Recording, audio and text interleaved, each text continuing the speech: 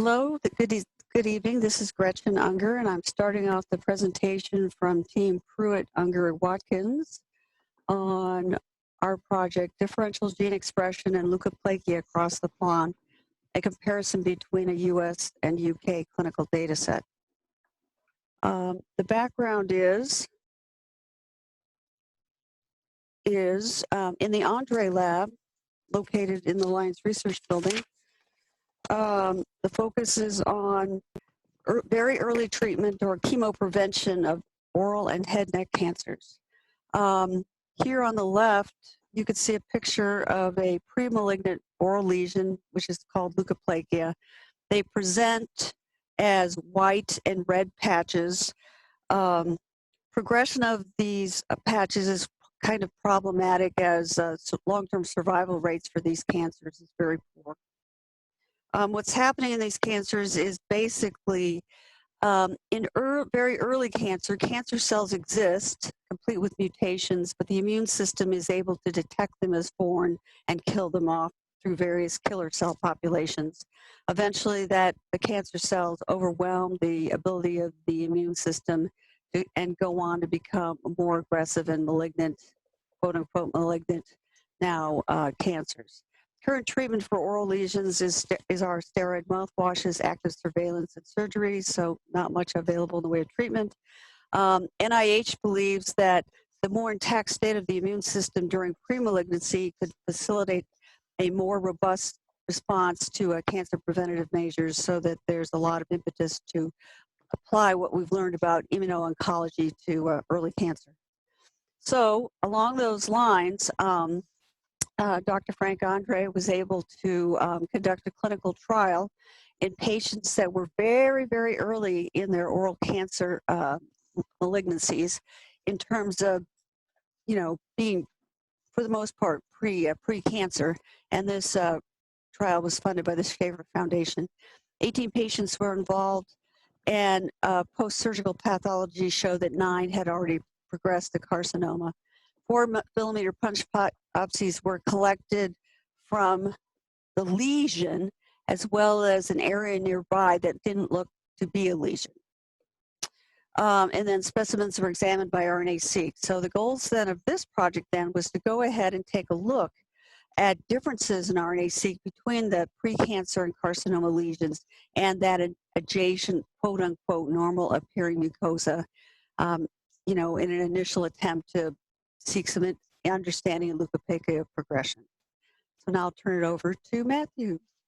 Right, and then we analyzed the data from the Shaver clinical trial with DSeq, and in doing this, we then removed the genes that were not expressed in either the lesion or not lesion sets, or if they had less than 10 total counts over all the samples, and we performed pairwise comparisons between the lesions and normal, which is then how we produced this Venn diagram. And this was using the differentially expressed genes that had a Benjamini-Hochberg adjusted p-value less than 0.05.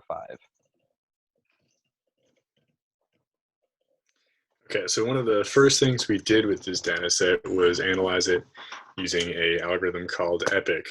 And so EPIC contains a bunch of expression profiles for tumor infiltrating cells, and you feed it in bulk RNA sequencing data, and it tries to predict what proportion of that sample was each of these tumor infiltrating cells. So for example, in the precancerous not lesion, just under 10% of the cell population is CD4 T cells.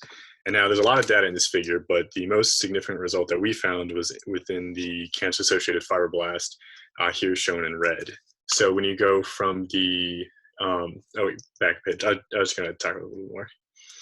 Yeah, shown in red. So going from precancerous not lesion to lesion, there was over a 2-fold increase. And when we went from a cancerous not lesion to lesion, there was almost a 4-fold increase, or almost an 8-fold increase. And comparing the precancerous lesion to the cancerous lesion, there's almost a 4-fold increase. And all of those comparisons, cancer-associated fibroblasts were the most significant. And so we decided to investigate those further on the next slide. And so here we were seeking to verify that there was a significant increase in expression of CAF markers. So here on the y-axis, we have a gene set from a 2020 review on cancer-associated fibroblasts, where what is underlined in red is specific for cancer-associated fibroblasts, and what's underlined in black is more of a general fibroblast marker. And on the x-axis, we have, so the first 9 are the precancerous patients, and then the second 9 are the cancerous patients. And there's also there's a lot of data here, but the overall conclusions that I think are important is that 1, there's a lot more red than blue. And so in every sample, we're seeing an increase in these either fibroblast or cancer fibroblast genes comparing lesion to normal.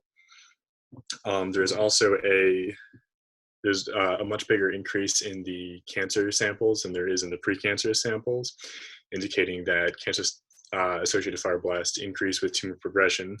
And also the cancer-associated fibroblast genes cluster together, indicating that this isn't just an increase in the overall fibroblast number, but specifically cancer-associated fibroblasts.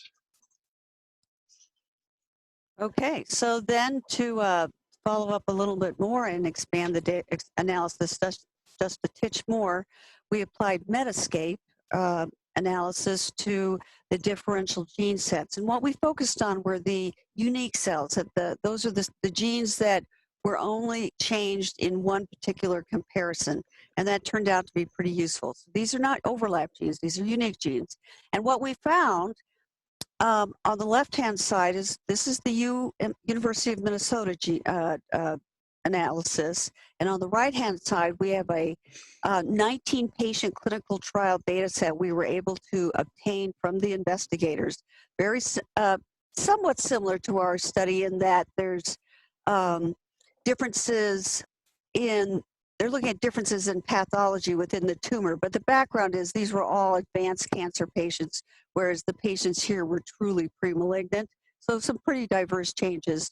But what we found after GO analysis, followed by network analysis, followed by what's known as a molecular co-detection algorithm to look for protein clusters, is that the exact same unique structure showed up in both data sets. And what we're looking at here with these dark blue nodes is mesenchyme migration and pyruvate metabolism. So mesenchyme means fibroblast, and pyruvate metabolism points to something known as Warburg metabolism, where the cells are changing the mode of their metabolism.